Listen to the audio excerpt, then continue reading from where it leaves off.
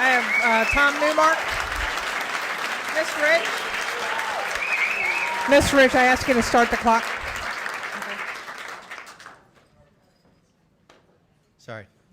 Mr. You ready for Neumark? me to start? Yep. Okay, can you reset me? Because I lost some time there with the applause. Yes.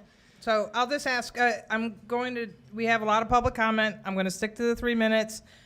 I've allowed a brief applause, and then we've moved on. I waited the same amount of time, and then I just asked the clock to start. So anyone, if your applause continues, you're going to take time from the next speaker. I don't even know what all the topics are. Mr. Neumark, the floor is yours for 3 minutes. Great. I agree with Dean Rose, who said on March 8th that the Board of Education is not a medical board. The good news is that you don't have to be a medical board to apply common sense in your policy role. You can simply recognize that parents have different views on gender dysphoria and allow them to choose how to support their kids. That's what our proposed policy does. Your current policy forces all parents to agree to affirmative therapy or have their school conducted in secret. This violates parents' rights and risks legal action against you. Our opponents need to consider what would happen if this situation were reversed. How would parents wanting their children's preferred names and pronouns be used feel if schools had a policy that only used their birth name and biological pronouns and kept that secret from those parents? Wouldn't this be a violation of their rights? Of course it would.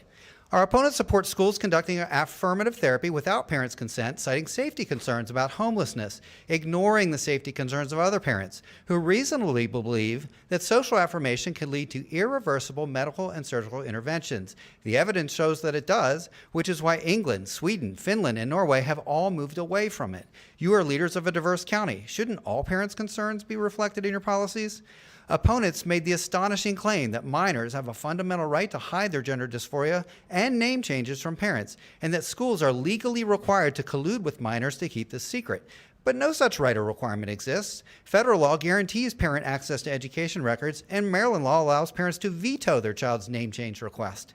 You are not legally required to keep secrets from parents. You are making a policy choice that other Maryland school boards are not making. Opponents made another incredible claim that because a few bad parents might harm their children due to gender dysphoria, the many good parents are not allowed to know their children's gender concerns. Child abuse for any reason is illegal, and our schools already have procedures in place to deal with it. Our opponents misrepresented the Trevor Project study, which found that only 0.3% of gay and transgender people aged 13 to 18 are currently homeless, which includes temporarily staying at a friend or family member's house. For perspective, we are talking about 73 currently homeless teens out of 19,671. No data was presented about how many of these 73 had been kicked out of the house, and the methodology behind the study has been criticized as biased to achieve its results. Parents are responsible for their own children's welfare. Schools, even in a noble attempt to pursue perfect outcomes, don't get to trample on the rights of the many good parents based on the misdeeds of a few.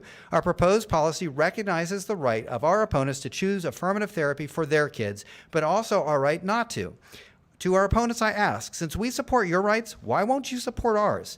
Could everyone who agrees with me please stand? Thank you. Next up, I have Hope Bonanno.